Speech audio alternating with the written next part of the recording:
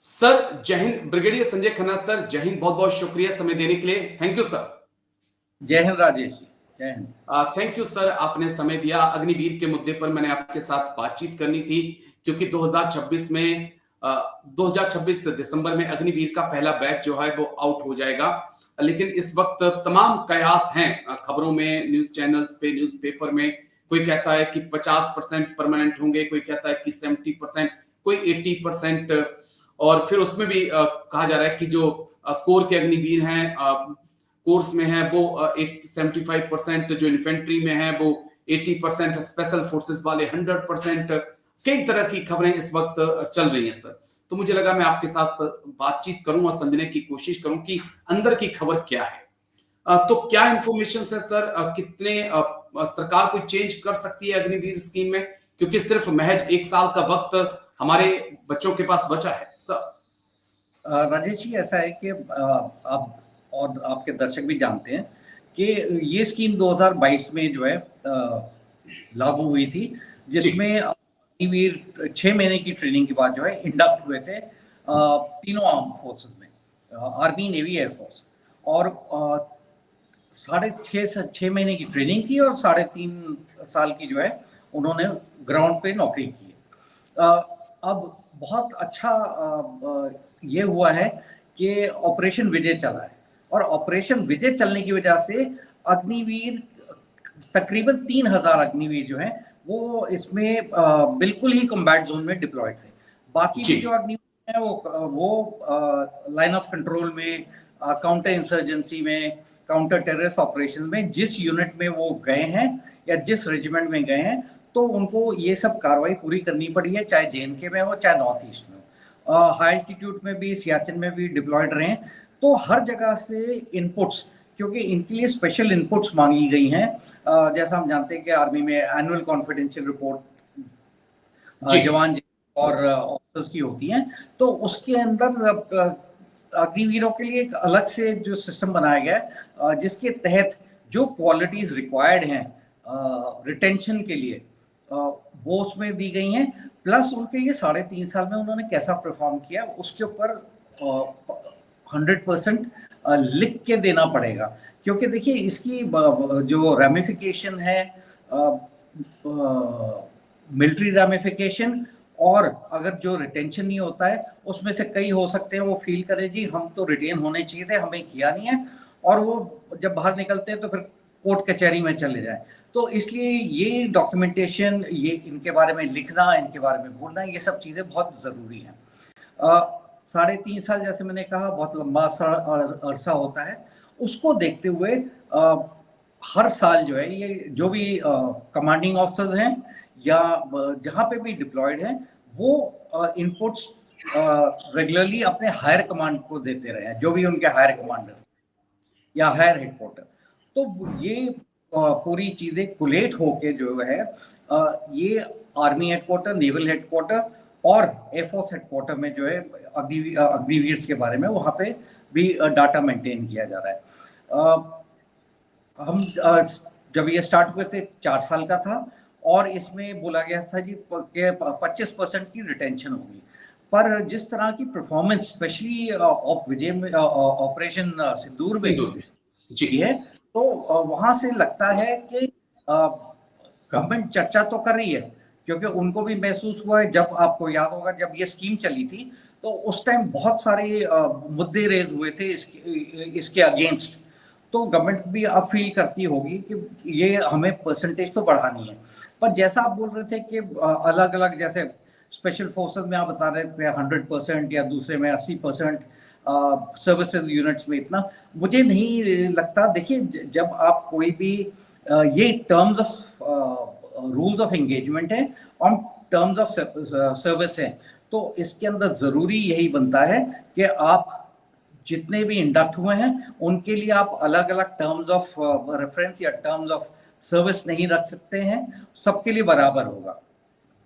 जी एक दो पॉइंट मैं आपसे और अग्निवीर को लेकर समझना चाहूंगा, क्योंकि आपने यूनिट्स भी कमांड की सर, ब्रिगेड को भी कमांड किया, और अग्निवीर स्कीम को बहुत गहराई से आप पिछले 3-3.5 साल से देख रहे हैं।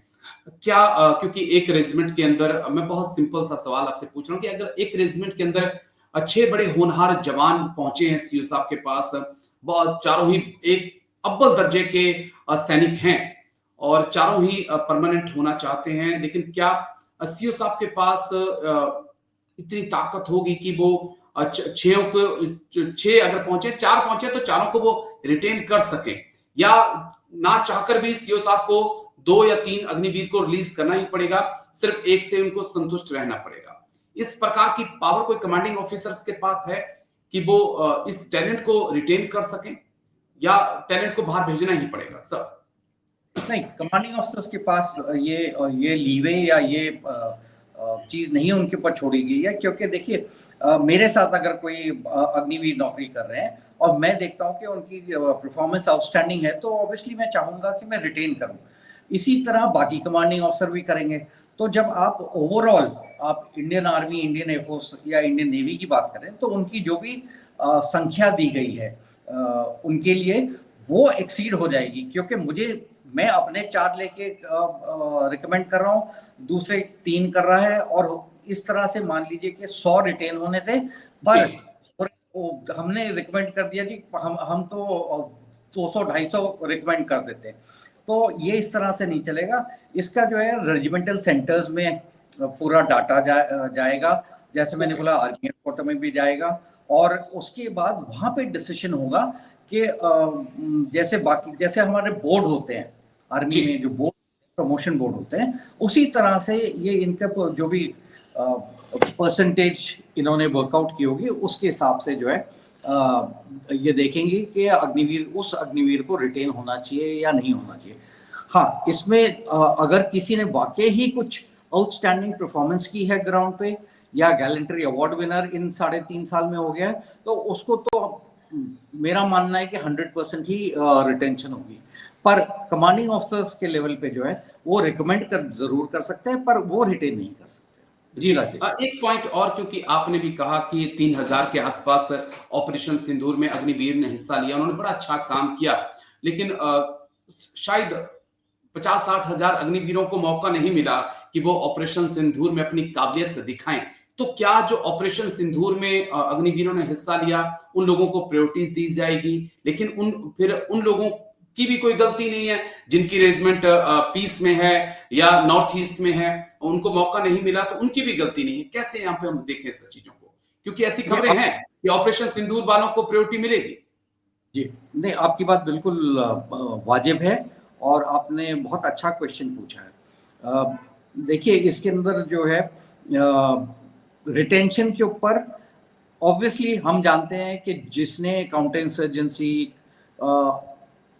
एरिया में ऑपरेशन किए हैं, या अब ऑपरेशन सिंदूर में जैसे मैंने बताया कि 3000 के करीब अग्निवीर उसमें डिप्लॉयड थे, तो वहाँ पे उनको मौका मिल जाता है अपने बारे में ज़्यादा बताने का, दिखाने का अपनी काबिलियत, बनस्पत के जो पीस टाइम में जो है, चाहे वो इन्फेंट्री हो, चाहे वो आर्मर्ड हो, या एयरफोर्स का भी आप देख लीजिए, वहाँ पे भी इनके अलग अलग स्फीयर्स हैं, लॉजिस्टिक्स है, एडमिनिस्ट्रेशन है, टेक्निकल है, इनमें भी अग्निवीर काम कर रहे हैं, वैसे ही नेवी के अंदर है।